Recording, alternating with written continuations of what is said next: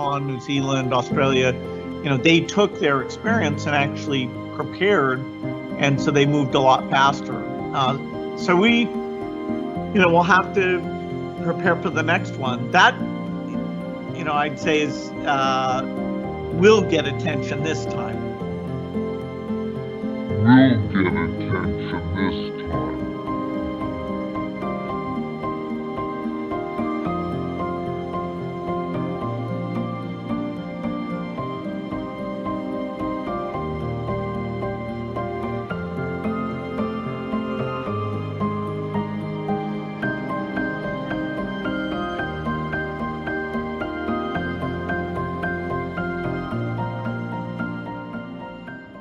Health officials around the world are racing to contain a deadly outbreak of hantavirus that's linked to this cruise ship in the Atlantic.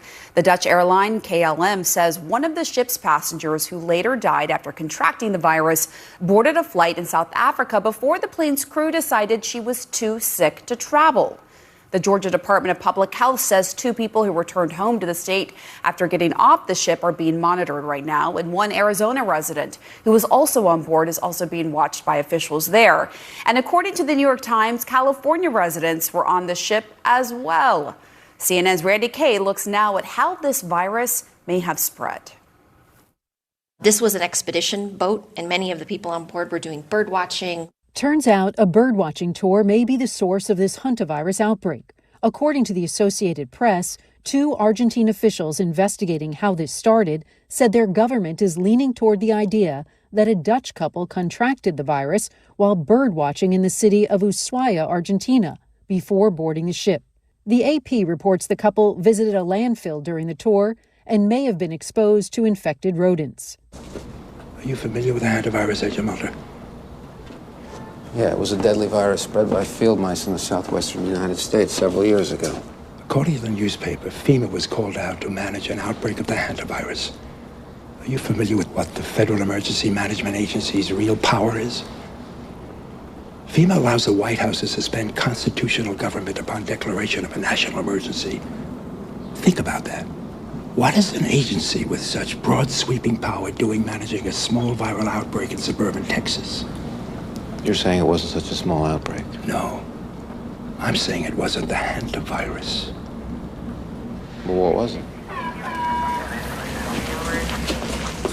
That 70-year-old Dutch man was the first to die on the ship, days after they left port in Argentina. His 69-year-old wife died about 2 weeks later. The rest of the people on board, including nearly 150 passengers, are now on a 3 to 4 day journey from Cape Verde to Tenerife in the Canary Islands. Spain has agreed to receive the ship there.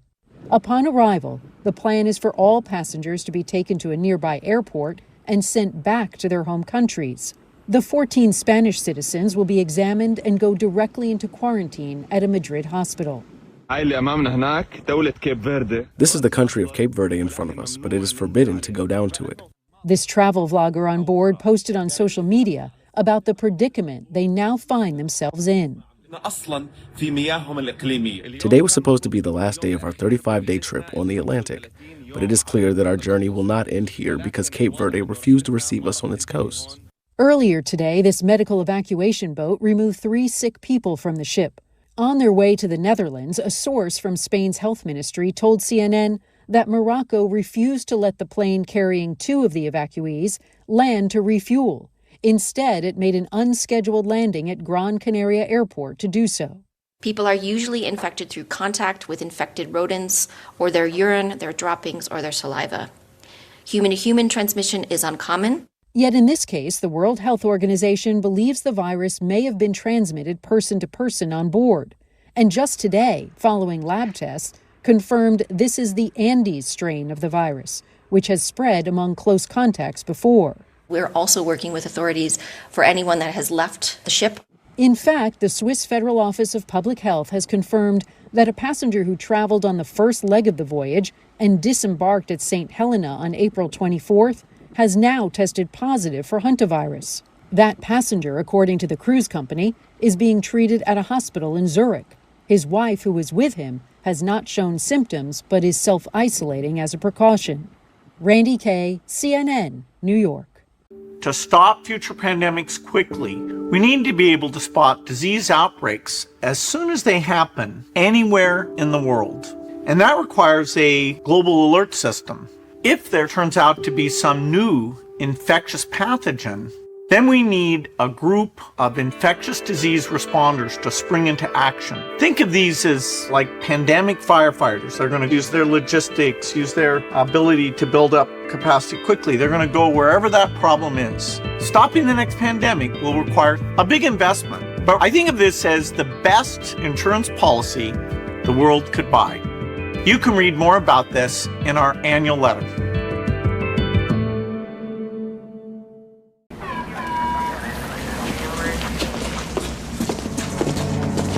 What was it? When we were young men in the military, your father and I were recruited for a project. They told us it was biological warfare, a virus. What killed those men? What killed them, I won't even write about. We have no context for what killed those men, or any appreciation of the scale at which it'll be unleashed in the future. A plague? The plague to end all plagues, Agent Mulder. A silent weapon for a quiet war. The systematic release of an indiscriminate organism for which the men who will bring it on still have no cure. They've been working on this for 50 years. While the rest of the world have been fighting crooks and commies, these men have been secretly negotiating a planned Armageddon. Negotiating with whom? I think you know. The timetable has been set.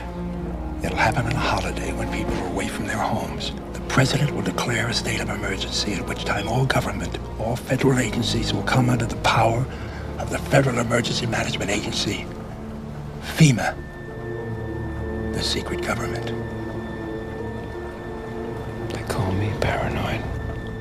Go back to Dallas, Agent Mulder, and dig. Or we're going to find out along with the rest of the country when it's too late.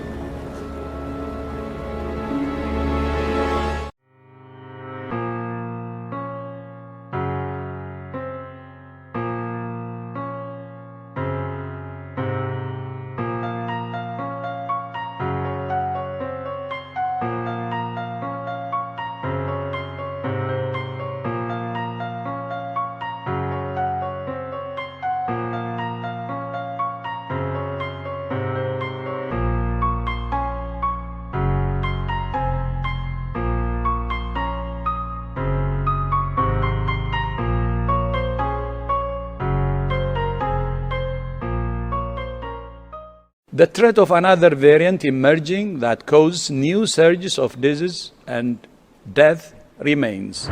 When the next pandemic comes knocking, and it will, we must be ready to answer decisively, collectively, and equitably.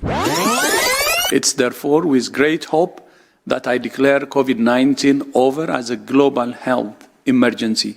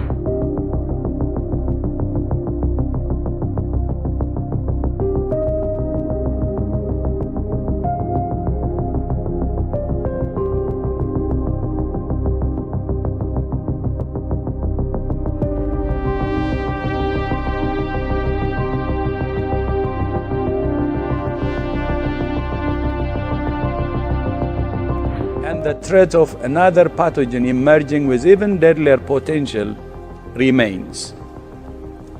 And pandemics are far from the only threat we face. In a world of overlapping and converging crises, an effective architecture for health emergency preparedness and response must address emergencies of all kinds.